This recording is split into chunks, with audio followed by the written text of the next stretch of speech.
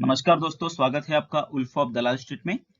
पिछले वीडियो में हमने देखे थे कुछ कीवर्ड्स, कुछ टर्मिनोलॉजीज जो शेयर मार्केट में काम करते समय आपको डेली यूज में आते हैं। आज उसी वीडियो का हम अगला पार्ट देखेंगे। तो इस टर्मिनोलॉजीज को या इस टर्म्स को ध्यान से पढ़िए, क्योंकि अगर आप शेयर मार्केट में काम कर रहे हो या शेयर मार्केट के रिलेटेड कोई न्यूज पढ़ रहे हो, शेयर मार्केट के रिलेटेड कोई ब्लॉग पढ़ रहे हो या फिर शेयर मार्केट के रिलेटेड कोई वीडियो देख रहे हो, तो वो आपको प्रॉपरली समझ में नहीं आएगा अगर आपको ये टर्म्स या ये कीवर्ड्स पता नहीं है। तो अगर आपको ये पता चल जाए तो बहुत सारी चीजें आपके लिए आसान हो जाएगी शेयर मार्केट को समझने के लिए। तो अगर आप चैनल पे नए हो तो कृपया चैनल को सब्सक्राइब कीजिए और बेल आइकन को प्रेस कीजिए। तो चलिए स्टार्ट करते हैं अपना वीडियो। तो अपना अगला कीवर्ड है ब्लू चिप स्टॉक या ब्लू चिप कंपनीज। तो शेयर मार्केट में ब्लू चिप किसे कहा जाता है? कोई बड़ी कंपनी जिसका नेटवर्थ बहुत अच्छा है या इसका कैपिटलाइजेशन बहुत अच्छा है, कोई पुरानी कंपनी है, बहुत दिन से स्टॉक मार्केट में लिस्टेड है, उस कंपनी को शेयर मार्केट में ब्लू चिप कंपनी और उसके स्टॉक को ब्लू चिप स्टॉक कहा जाता है। इनमें इन्वेस्टमेंट करना बहुत ही सेफ होता है।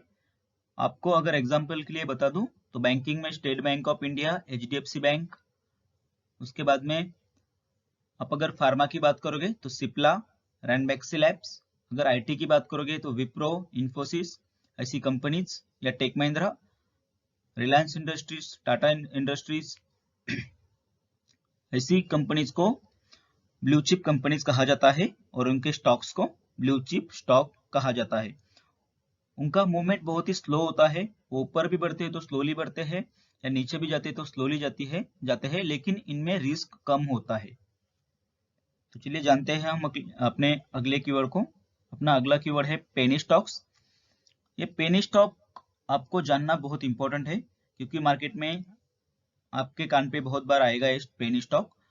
तो पेनी स्टॉक क्या होता है? अगर कोई कंपनी डूब रही है, मतलब उसका बिजनेस खत्म हो गया है, उसके ऊपर कोई केसेस है या फिर उसके ऊपर बहुत सारा कर्जा है, तो खत्म होने वाली है कंपनी, तो जब तक वो शेयर मार्केट से या फिर आप कह सकते हैं कि सेबी से डीलिस्टेड नहीं हो जाती, सेबी उसको डीलिस्टेड नहीं करता है स्टॉक एक्सचेंज से, तब तक वो मार्केट में पड़ी रहती है। तो उसका शेयर का प्राइस बहुत ही कम हो जाता है, जैसे कि 2 रुपए 1 रुपए 3 रुपए, ऐसा उसका शेयर का प्राइस हो जाता है।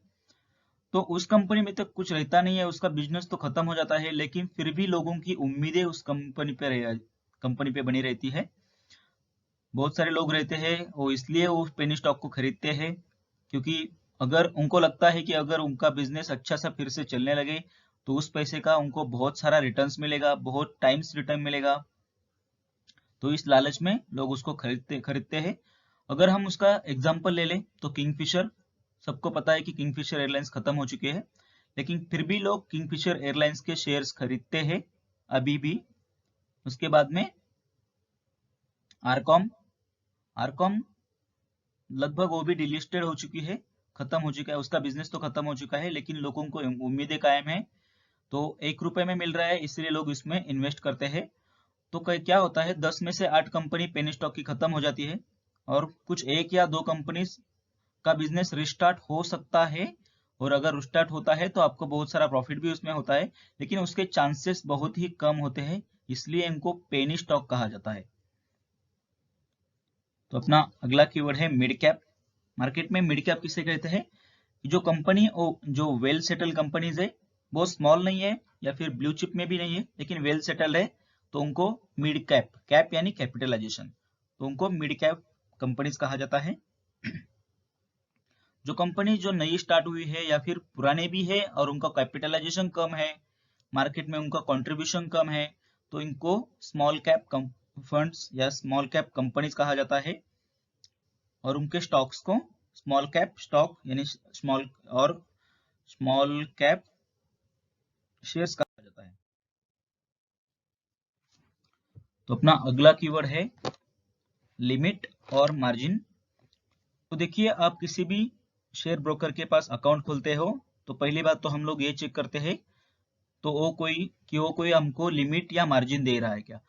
तो लिमिट या मार्जिन, इसका मतलब क्या होता है कि वो ब्रोकर आपको कुछ पैसे उधार देता है कुछ शेयर्स को खरीदने के लिए, और जब भी अपना डील खत्म हो जाए, हम लोग शेयर बेचे, तो वो पैसे उसको वापस देने पड़ते हैं। तो बहुत सारे ब्रोकर्स हैं जो 5 टाइम्स, मतलब जितना अपना पैसा है उसके 5 टाइम्स आपको देते हैं शेयर खरीदने के लिए। तो वो लोग डिलीवरी के लिए तो ज्यादातर लोग नहीं देते हैं, शॉर्ट टर्म के लिए अगर कुछ आप शेयर खरीदना चाहते हो तो उसके लिए वो लोग पैसा देते हैं। इसके पीछे उनका मोटो ये रहता है कि अगर आप ज्यादा खरीदारी करोगे, ज्यादा ट्रेडिंग करोगे, तो उनका ब्रोकरेज ज्यादा जनरेट हो जाएगा। तो इसलिए वो लोग आपको मार्जिन देते हैं, या उसको लिमिट बोला जाता है। तो ये टर्म शेयर मार्केट में काम करते समय आपको बहुत बार यूज में आएगी। हमारा अगला कीवर्ड है ऑर्डर। किसी शेयर को आप बाय करते हो या सेल करते हो, तो उस प्रोसेस को बोला जाता है ऑर्डर। मतलब ऐसे बोला जाता है कि हमने ऑर्डर डाला, बाइंग का ऑर्डर डाला या सेलिंग का ऑर्डर डाला, मतलब हमने बाइंग के लिए अप्लाई किया या सेलिंग के लिए अप्लाई किया। चलो जानते हैं हमारा अगला कीवर्ड।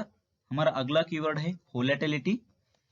वोलेटिलिटी का मतलब होता है कि कोई शेयर में, किसी पर्टिकुलर शेयर में उतार या चढ़ाव बहुत तेजी से हो रहा है, तो उसको बोला जाता है वोलाटाइल शेयर।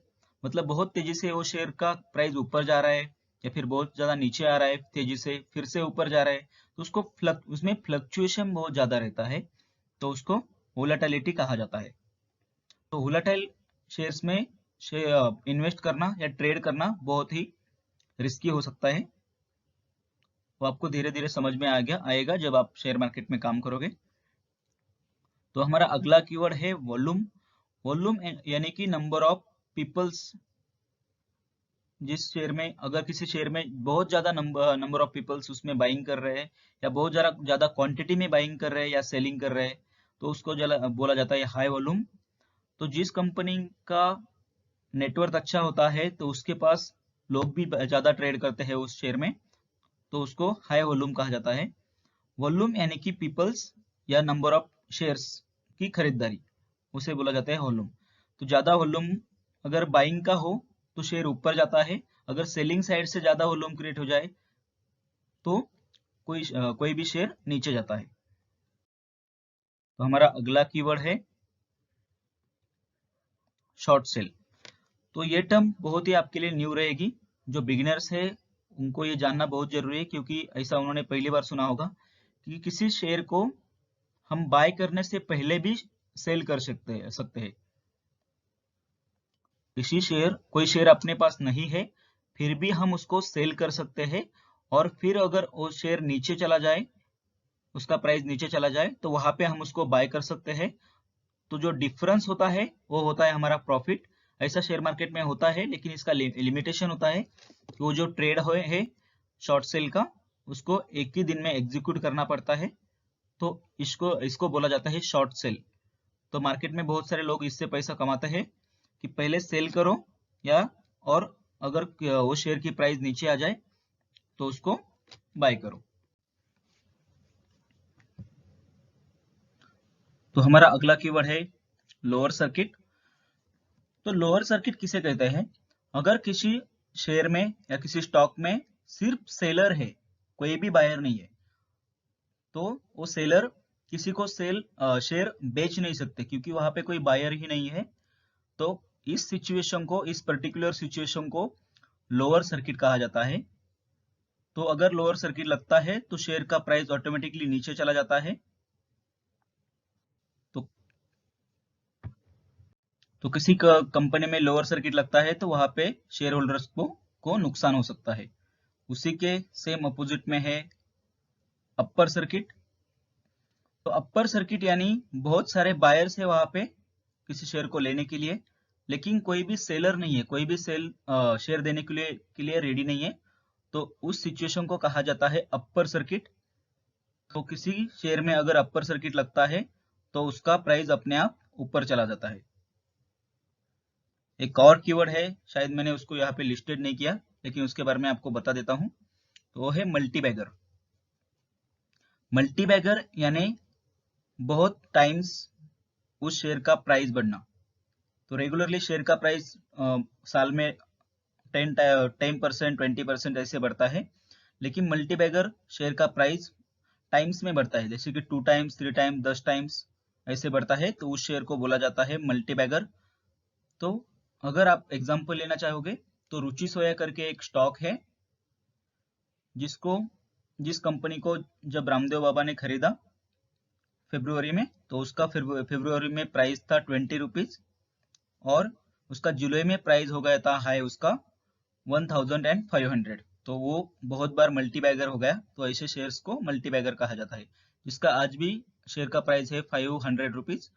तो 20 से लेके 1500 तक वो मल्टीबैगर हो गया।